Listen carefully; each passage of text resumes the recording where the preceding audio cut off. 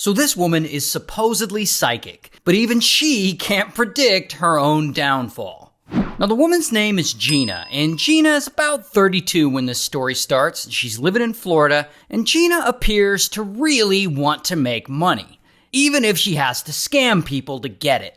And one day in the mid-2000s, she decides to become a fortune teller and a psychic, and she'll make money that way.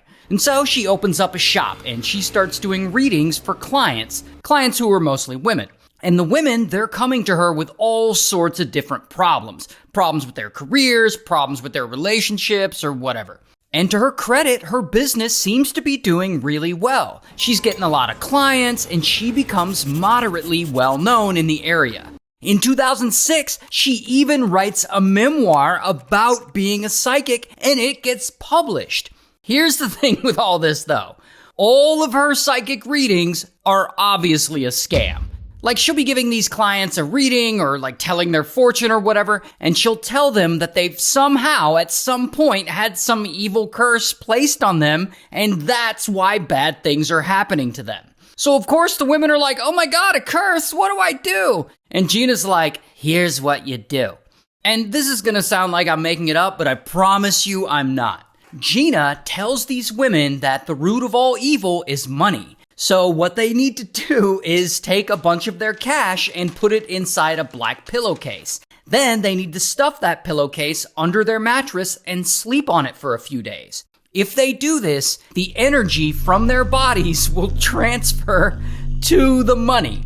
Then, once the energy is transferred to the cash, they just have to give that cash to Gina so that she can take it to her secret church and place it before the altar and perform like a ritual on it that cleanses the energy and breaks the curses. After that, Gina says she'll give the money back to them.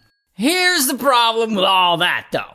As you probably could have guessed, Gina doesn't give the money back. Instead, she pockets it. Oh, but it doesn't stop there. Then she comes back to these clients and she tells them that her spirit guides have come to her and they've been speaking with her and telling her that they just don't have enough energy to work with. So, if you could sleep with some more money under your pillow and bring it to me, that would really help these spirit guides out. And I guess some of these clients do. They're like, okay. And so Gina does these scams for a few years, and she just keeps conning person after person after person. And now eventually we get into 2008, and that is when this guy comes into the story. His name's Bob, and Bob's a private investigator living in Florida as well.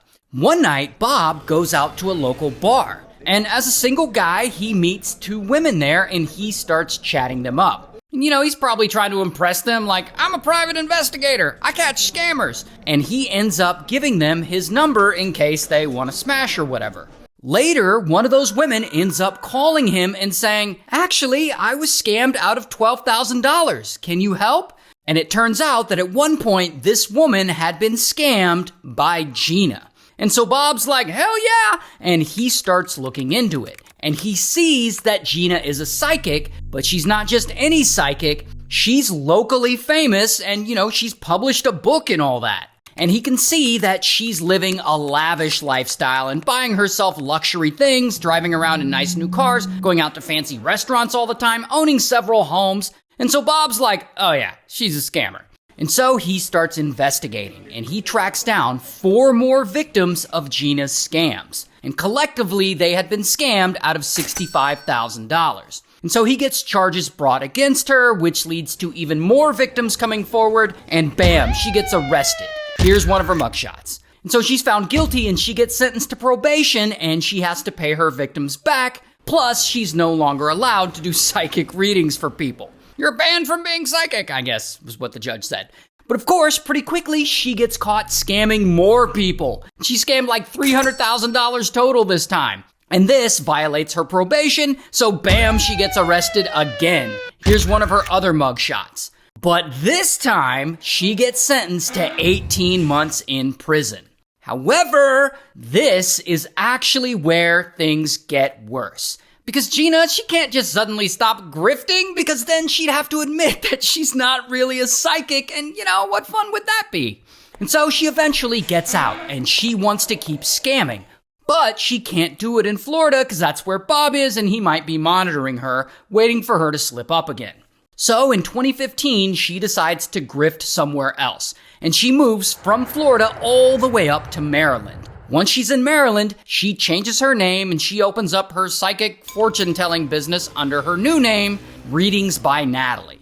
And here, not only is she giving people magic tarot card readings or whatever, but this time she's updated her playbook to keep up with the times. On top of her put the money in a black pillowcase scheme, she starts using technology to con her clients. Like, she'll tell a client that an ex-boyfriend of theirs will call them at a specific time, but that they must not answer the phone. And then Gina will use technology to spoof the ex-boyfriend's number and she'll call the client. And so the client will be like, oh my God, they did call. You're so psychic. And so it seems like Gina is just going to keep conning people for as long as she can find people to fall for it. Until she finally scams the wrong person. Because one day around 2016, a woman comes to Gina's business to get a tarot card reading. Because she'd just gone through a breakup and she thinks this is somehow gonna help her get her ex-boyfriend back. And so Gina's scamming ass is like, yeah, I can help you. And she tells her to pay her $1,500 and that she will use her psychic abilities to reunite her with her ex. And so the woman pays her. And Gina has her do all kinds of weird psychic hocus pocus. She has her light candles and cover her body with dye, bathe herself in magic oils, and recite prayers and nonsense. And even after doing all that, surprise, surprise, the woman's ex still doesn't get back with her. And so this woman comes to Gina, and Gina tells her that her spirit guides need to be convinced that she's serious about getting back with her ex, and therefore this woman needs to pay her even more money. And of course, this is where Gina pulls her hide the money in a black pillowcase trick and sleep on it to boost the magic energy or whatever bullshit. And this poor woman is so desperate that she does it. Now, eventually, the woman runs out of funds and she starts maxing out credit cards. And over a bunch of sessions, this woman pays Gina $82,000. Gina even convinces her to buy designer purses on credit and to bring those purses to her so that she can cleanse them on the altar at her secret church, which, is bullshit. She's just gonna keep these purses.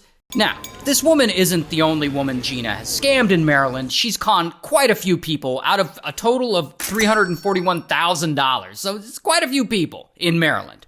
Now, eventually, one of these women she scams hears about Bob and how he's a private investigator who has busted Gina before. So this woman hits him up and Bob learns that Gina is still out there pretending to be psychic, running her scheme just under a different name now.